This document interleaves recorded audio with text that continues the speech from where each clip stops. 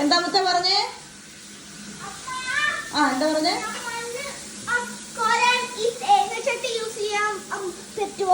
തേങ്ങാച്ചട്ടിയോ? ഉപ്പ് എന്ത് യൂസ് ചെയ്യാനാ? പുട്ട് ഉണ്ടാക്കാനാ.